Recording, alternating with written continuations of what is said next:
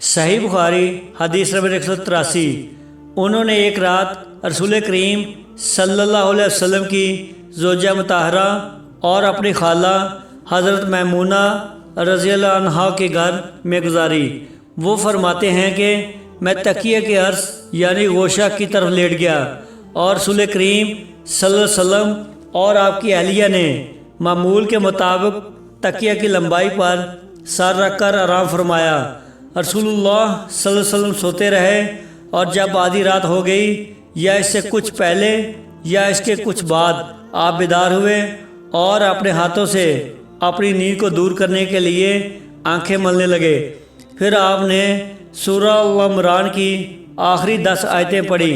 پھر ایک مشکیزہ کے پاس جو چھت میں لٹکا ہوا تھا آپ کھڑے ہو گئے اور اس سے وضو کیا خوب اچھی طرح، پھر کھڑے ہو کر نماز پڑھنے لگے۔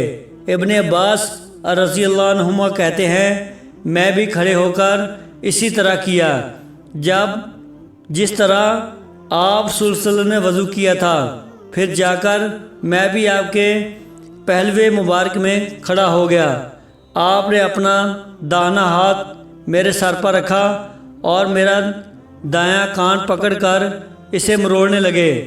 پھر آپ نے 2 رکعتیں پڑھیں، اس کے بعد پھر 2 رکعتیں پڑھیں، پھر 2 رکعتیں پڑھیں، پھر 2 رکعتیں، پھر 2 رکعتیں، پھر 2 رکعتیں پڑھ کر اس کے بعد آپ نے وتر پڑھا اور لیٹ گئے۔ پھر جب مؤذن آپ صلی اللہ علیہ وسلم کے پاس آیا تو آپ نے اٹھ کر 2 رکعت معمولی طور پر پڑھی، پھر باہر تشریف لا کر صبح کی نماز پڑھی۔